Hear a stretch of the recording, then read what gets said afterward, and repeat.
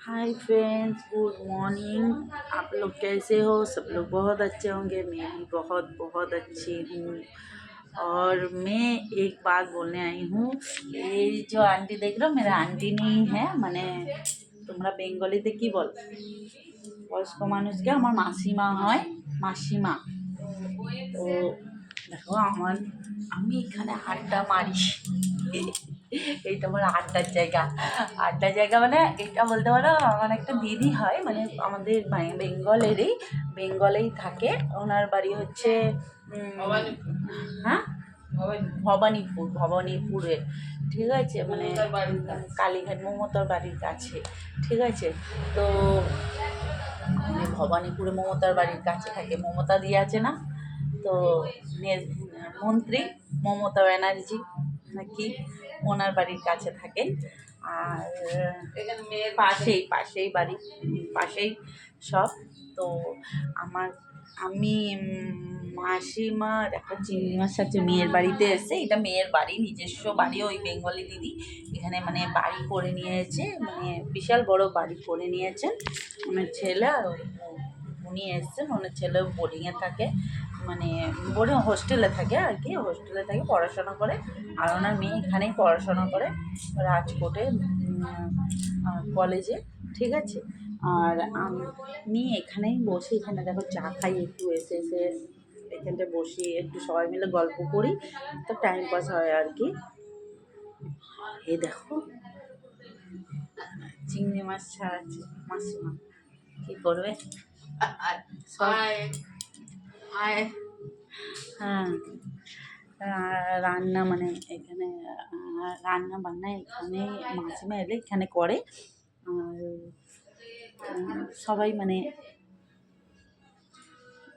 মজা করা হয় এখানে, একটু গল্প করা হয়, আর কিছু না। সারা জীবন তো কাজ আছে, তাই না?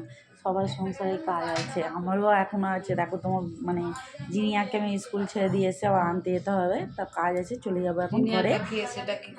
জিনিয়া হচ্ছে আমার মেয়ে, জানে, আমার মেয়েকে চেনে ওরা। তো কাজ আছে, তো ঘরে যাবো এখন, ঘরে একটু ঘর পুছবো। আর তোমার দাদা, আমার কোমরে প্রবলেম হচ্ছিলো, একটা ওয়াশিং মেশিন কিনেছি, শেয়ার করা হয়নি, পরে করে দেবো আমি, ওই ভিডিও দিয়ে দেবো ওয়াশিং মেশিনে।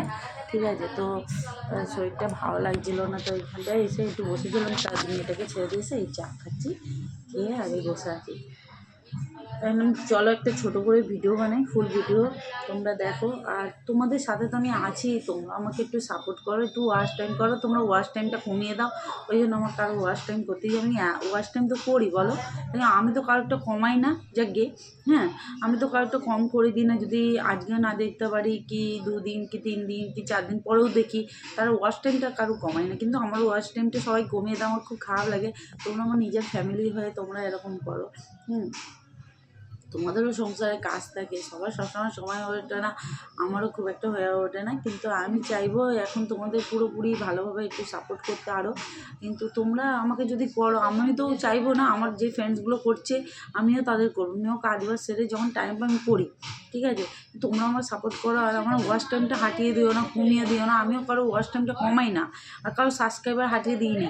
তাহলে আমারও যদি মনে এরকম হয়, পাপ ভরা থাকে, তাহলে আমিও তো সবার সাবস্ক্রাইবার ওয়াচ টাইম কমিয়ে দিতে পারি। কিন্তু তোমরা এরকম কেন করো ফ্রেন্ডস? এইটুখানি কি কেউ যদি আগে যায়, এইটা কি তোমাদের জন্য কি খারাপ হবে না ভালো হবে? আর আমি যদি তোমাদের আগে আগে করাই, তাহলে কি আমার হয়ে যাবে কিছু, না কিছু এসে যাবে বলো? তাহলে তোমাদের যখন আমি এত সাপোর্ট করি, তোমরাও তো একটু কথা বলো, তাই না? ঠিক আছে, ভেবো না রেগে বলছি, কিন্তু এটা খারাপ লাগে, আর কিছুই না, সেই জন্য বললাম কথাটা। ঠিক আছে, রাখছি।